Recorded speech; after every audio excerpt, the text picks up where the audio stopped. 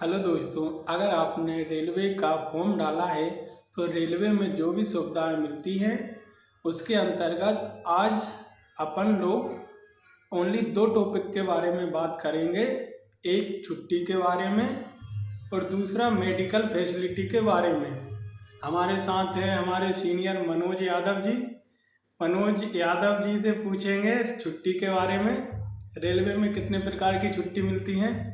तो मनोज भाई बताइए कि कितने प्रकार की छुट्टी रहती है रेलवे में।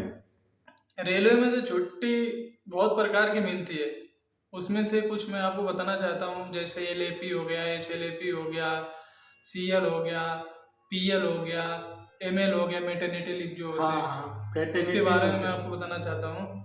LAP 30 मिलती है पूरे साल में, एक साल में 30 दो टर्म में, 1 जनवरी से लेके जून तक 15 और फिर उधर जुलाई से लेके दिसंबर तक 15। और हाफ LAP जो होती है वो सिख बोलते हैं, सिख जिनको बोलते हैं, वो जनवरी से लेके जून तक 10 मिलती है और फिर उधर जुलाई से लेके दिसंबर तक 10 मिलती है। टोटल वो 20 मिलती है पूरे साल में। CL है जो पूरे साल में 10 मिलती है, ओनली 10 मिलती है वो।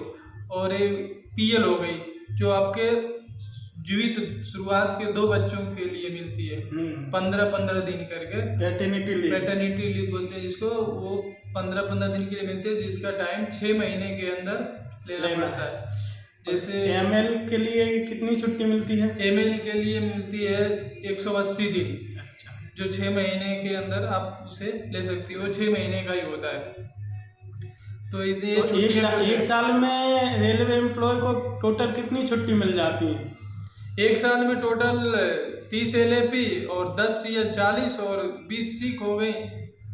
40 हफ्ते में एक रेस्ट मिल जाता है और सप्ताह में एक रेस्ट मिलते हैं। उसमें भी जैसे रनिंग स्टाफ जो होते हैं, जैसे गार्ड हो गए, ड्राइवर हो गए, इनको रेस्ट का मतलब रहता है कि हेडक्वार्टर पहुंचते हैं तो 16 घंटे का मिलता है।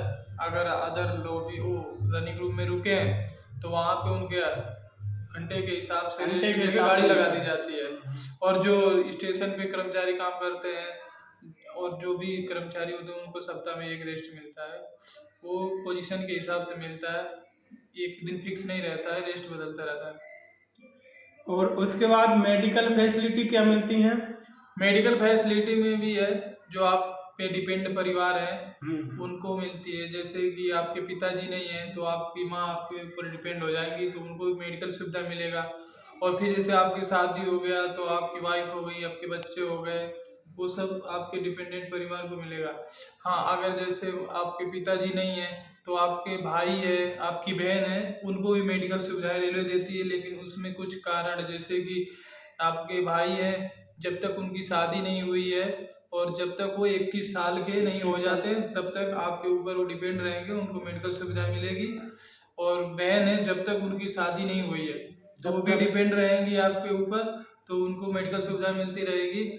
और जैसे आपके बेटा है चाहे बेटी है, वो बेटी को तो जब तक मतलब शादी नहीं हो जाती तब तक उसको सुविधा, और बेटा के है 21 साल तक रहेगा तो फिर उसके आगे आपको बोनीफाइड देना पड़ेगा। जैसे कहीं पढ़ाई कर रहा हो, उसकी शादी नहीं हुई है तो आगे के फिर उसे मिलते रहेंगे मेडिकल सुविधाएं। उसके बाद रेलवे के हॉस्पिटल अलग रहते हैं। रेलवे के हॉस्पिटल अलग रहते हैं और उसमें प्राइवेट हॉस्पिटल भी इंक्लूड रहते हैं। वो तो जैसे आपके वहाँ पे इलाज नहीं हो पा रहा है, सुविधा नहीं है इलाज तो करने का, तो रेफर कर देते हैं, रेफर कर दिए जाते हैं। जिस हॉस्पिटल में रेफर किएंगे वहाँ पे आपको पूरे फ्री इलाज होगा। और बच्चों की पढ़ाई के बारे में कुछ बताइए। बच्चों की पढ़ाई के बारे में पैसे मिलते हैं, जैसे UKG LKG नर्सरी 3 साल है और उधर 1 से लेकर 12 तक साल के जैसे 34,000 कुछ रुपया मिलता है 2 बच्चों के लिए। अगर आपके एक बच्चा के लिए 34,000 रुपये की समथिंग। हाँ, एक बच्चा के लिए 34,000 समथिंग कुछ। और जैसे आपका एक बच्चा विकलांग है उसको सीधे डबल मिलेगा। अच्छा, ठीक है दोस्तों, इसके बाद जो भी टॉपिक है अगली वीडियो में बात करेंगे।